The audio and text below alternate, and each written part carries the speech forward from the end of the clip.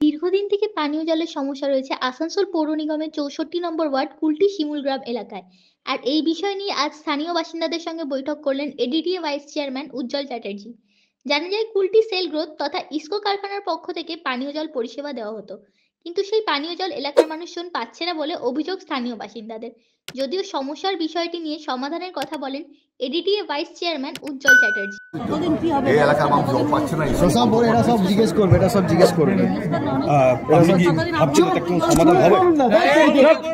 দেখুন, এক সময় 17 বছর চেয়ারম্যান ছিলাম, সমস্যা হবে না এরকম কোনো কারণ নেই। কারণ মমতাদি তার জন্য বহু টাকা জলের জন্য দিয়েছে। পরিকল্পনাটা ঠিক নেই। এই পরিকল্পনা ঠিক করার জন্য যা যা দরকার তাই করছে। বলুন দাদা, আপনি কি সেল কর্তৃপক্ষতে কথা করবেন? আমি যা বলবো সেটা প্রশাসনকে সাথে নিয়ে কথা বলবো। আমি একবার নিজের টাকার এস্টিমেটটা করে নিই, টাকার ব্যবস্থাটা কোন কোন জায়গা থেকে আমি করতে পারবো।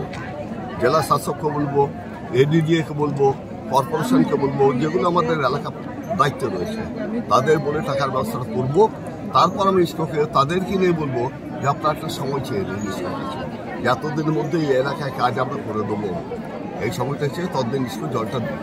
দাদা, এইরকমই দেখা যাচ্ছে কুলটি, শিমুলগ্রাম, কেন্দ্রবাজার, নিচু গ্রাম, রানীতলাও, আপনার নিউ কলোনি সব দিকে সেম অবস্থা, সেলে পুরো জল বন্ধ আছে। তো এর নিয়ে দাদা আমি সবটা তার একসঙ্গে করার ক্ষমতা নেই। হ্যাঁ, সব জায়গায় একসঙ্গে করে দেওয়ার ক্ষমতা আমার নেই। যার ক্ষমতা আছে কেন্দ্রীয় সরকার, তারা বুঝবে। আমার যেখানে মানুষ গিয়েছিল আমি সেই এলাকার মানুষকে সাথে নিয়ে তাদের সমস্যার সমাধানটা করি, পরে তো চিন্তাটা সবার জন্য করবো। ঠিক আছে।